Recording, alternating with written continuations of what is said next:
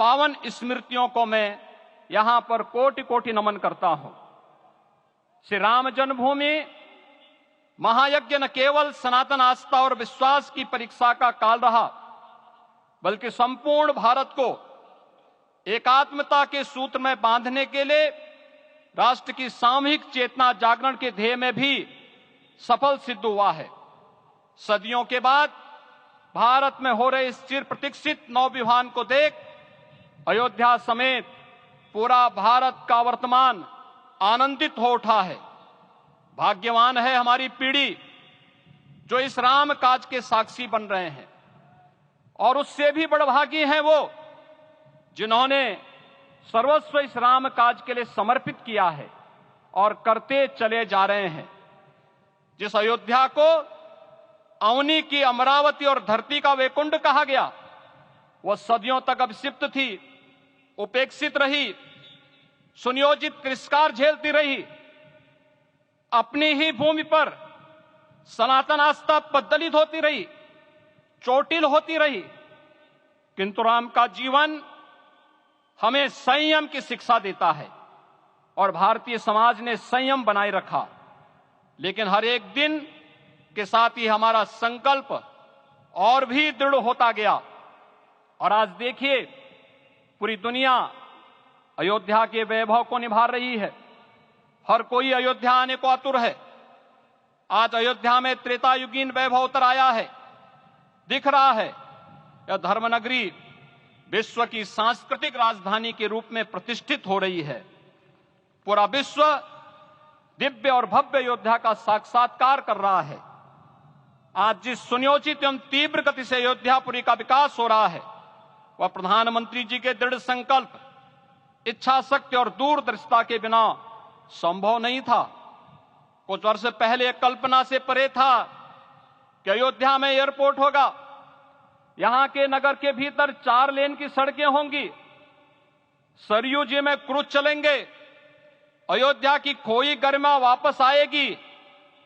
लेकिन मित्रों, double engine की सरकार के प्रयास से आज आप सबके सहयोग से यह सब साकार हुआ है। सांस्कृतिक अयोध्या, आयुष्मान अयोध्या, स्वच्छ अयोध्या, सक्षम अयोध्या, सुरम्य अयोध्या, सुगम्य अयोध्या, दिव्य अयोध्या और भव्य अयोध्या के रूप में पुनरुद्धार के लिए हजारों करोड़ रुपए वर्तमान में यहां पर भौतिक विकास के लिए लग रहे हैं। राम जी की पेड़ी, नया घाट, गुप्तार घाट, ब्रह्मकुंड, भरत कुंड, सूरज कुंड, विभिन्न कुंडों के कायाकल्प, संरक्षण, संचालन, रखरखाव के कार्य हो रहे हैं। रामायण परंपरा की कल्चरल मैपिंग कराई जा रही है। राम वनगमन पथ पर रामायण वीथिका का निर्माण हो रहा है। नई अयोध्या में पुरातन संस्कृति और सभ्यता को संरक्षण तो हो ही रहा है, भविष्य की जरूरतों को देखते हुए आधुनिक पैमाने के अनुसार सभी नगरीय सुविधाएं भी विकसित हो रही हैं। इस मोक्षदायिनी नगरी को आदरणीय प्रधानमंत्री जी की प्रेरणा से अब सोलर सिटी के रूप में भी विकसित किया जा रहा है। पूरी अयोध्या में विश्व के सनातन आस्थावानों, संतों, पर्यटकों, शोधार्थियों, जिज्ञासुओं के प्रमुख केंद्र के रूप में इसे बनाने की ओर से अग्रसर किया जा रहा है। यह एक नगर या तीर्थ भर का विकास नहीं है, यह उस विश्वास की विजय है जिसे सत्यमेव जयते के रूप में भारत के राज चिन्ह में अंगीकार किया गया है। यह लोक आस्था और जन विश्वास का विजय है, भारत के गौरव की पुनर्प्रतिष्ठा है। अयोध्या का दिव्य दीपोत्सव नए भारत की सांस्कृतिक पहचान बन रहा है, और श्री रामलला की प्राण प्रतिष्ठा का समारोह भारत की सांस्कृतिक अंतरात्मा को समरस की एक अभिव्यक्ति सिद्ध कर रहा है। श्री राम जन्मभूमि मंदिर की स्थापना भारत के सांस्कृतिक पुनर्जागरण का आध्यात्मिक अनुष्ठान है। यह राष्ट्र मंदिर है। निसंदेह श्री रामलला विग्रह की प्राण प्रतिष्ठा राष्ट्रीय गौरव का एक ऐतिहासिक अवसर है। निश्चिंत रहिए, प्रभु राम की कृपा से अब कोई अयोध्या की आधुनिक पैमाने के अनुसार सभी नगरीय सुविधाएं भी विकसित हो रही हैं। इस मोक्षदायिनी नगरी को आदरणीय प्रधानमंत्री जी की प्रेरणा से अब सोलर सिटी के रूप में भी विकसित किया जा रहा है। पूरी अयोध्या में विश्व के सनातन आस्थावानों, संतों, पर्यटकों, शोधार्थियों, जिज्ञासुओं के प्रमुख केंद्र के रूप में इसे बनाने की ओर से अग्रसर किया जा रहा है। यह एक नगर या तीर्थ भर का विकास नहीं है, यह उस विश्वास की विजय है जिसे सत्यमेव जयते के रूप में भारत के राज चिन्ह में अंगीकार किया गया है। यह लोक आस्था और जन विश्वास का विजय है, भारत के गौरव की पुनर्प्रतिष्ठा है। अयोध्या का दिव्य दीपोत्सव नए भारत की सांस्कृतिक पहचान बन रहा है और श्री रामलला की प्राण प्रतिष्ठा का समारोह भारत की सांस्कृतिक अंतरात्मा को समरस की एक अभिव्यक्ति सिद्ध कर रहा है।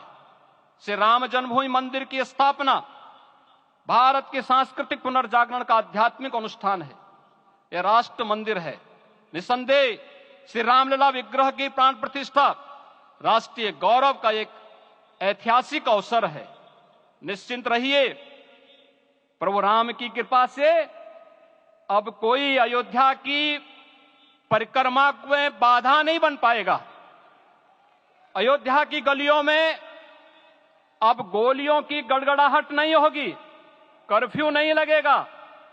अपितु यहां दीपोत्सव, रामोत्सव और यहां की गलियों में श्री राम नाम संकीर्तन से यहां की गलियां गुंजायमान होंगी, क्योंकि अवधपुरी का मैं रामलला का विराजना राम राज्य की स्थापना की उद्घोषणा भी है।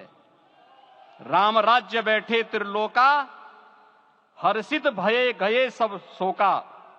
राम राज्य भेदभाव रहित समृद्ध समाज का द्योतक है और हमारे यशस्वी प्रधानमंत्री जी की नीतियों, विचारों और योजनाओं का आधार है। भव्य दिव्य राम जन्मभूमि मंदिर के स्वप्न को साकार रूप देने में योगदान देने वाले सभी वास्तुविदों, अभियंताओं, शिल्पियों और श्री राम जन्मभूमि तीर्थ क्षेत्र न्यास के सभी पदाधिकारियों को हृदय से धन्यवाद। पुनः आप सभी को रामलला के विराजने की इस ऐतिहासिक पुण्य घड़ी की बधाई।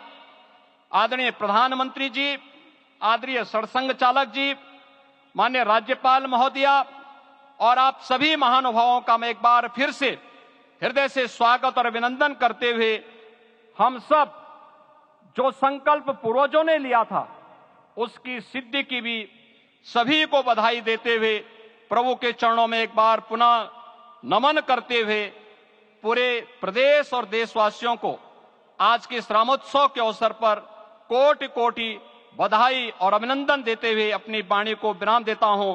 जय जय सीताराम।